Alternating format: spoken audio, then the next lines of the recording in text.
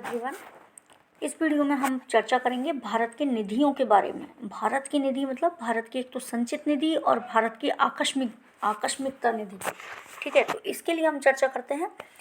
देखिए, भारत की संचित निधि है वो कहाँ दी गई है? कॉन्स्टिट्यूशन के आर्टिकल 266 के सब क्लॉज 1 में बताया गया है भारत की संचित निधि के बारे में। और भारत की आकस्मिकता निधि बताई गई है आर्टिकल 267 में। तो हम पहले देखते हैं भारत की संचित निधि। देखिए, भारत की संचित निधि पर भारित व्यय निम्न है। मतलब भारत की संचित निधि से क्या क्या व्यय होता है, कौन कौन से खर्चे भारत की संचित निधि से किए जाते हैं। कहाँ दिया गया है? आर्टिकल 266 के क्लॉज 1 में। देखिए, राष्ट्रपति का वेतन भत्ता और अन्य व्यय, सभापति के अन्य व्यय। ठीक है, राष्ट्रपति का वेतन भत्ता और सभापति के अन्य व्यय भारत की संचित निधि से होते हैं। राज्यसभा और उपसभापति तथा लोकसभा अध्यक्ष और उपाध्यक्ष के वेतन एवं भत्ते। देखिए, जो राज्यसभा के सदस्य हैं और वहाँ के उपसभापति हैं, राज्यसभा के उपसभापति हैं, लोकसभा के अध्यक्ष और उपाध्यक्ष हैं, उनके वेतन और भत्ते कहाँ से आते हैं? भारत की संचित निधि से।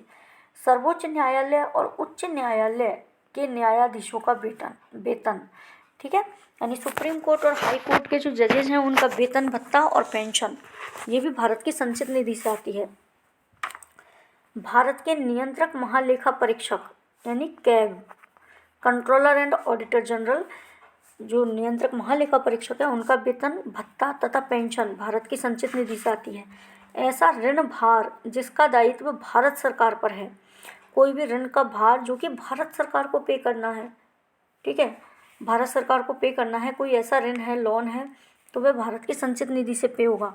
भारत सरकार पर किसी न्यायालय द्वारा दी गई डिक्री या पंचाट, ठीक है, कोई डिक्री पारित की गई है, डिक्री पारित हुई है न्यायालय की तरफ से, तो भारत सरकार के द्वारा भारत सरकार पर, मतलब भारत सरकार को उस डिक्री के अकॉर्डिंग पेमेंट करना है, तो कहाँ से होगा? भारत की संचित निधि से होगा।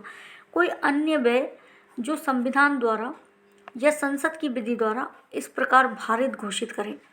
ठीक है, कोई भी अन्य व्यय जो कि संविधान के द्वारा घोषित किया जा रहा है या संसद की किसी विधि द्वारा कि यह भारत की संचित निधि से व्यय किया जाएगा, तो वह भी भारत की संचित निधि से ही लिया जाएगा।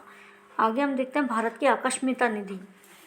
ये कहाँ दिया गया है? आर्टिकल 267। तो देखिए, संविधान का अनुच्छेद 267 संसद और राज्य विधानमंडल को यथास्थिति भारत या राज्य की आकस्मिकता निधि सर्जित करने की शक्ति देता है।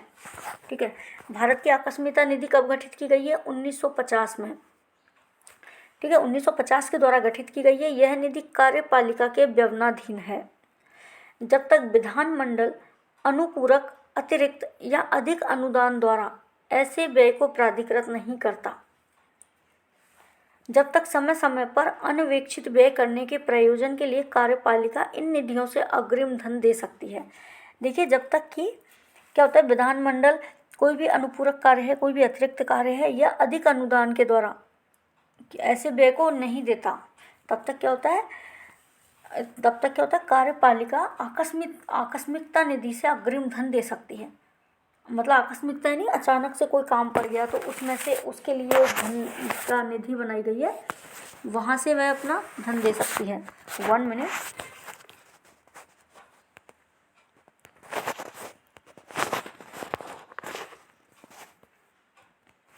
नेक्स्ट है, इस निधि में कितनी रकम हो यह समुचित विधानमंडल विनियमित करता है।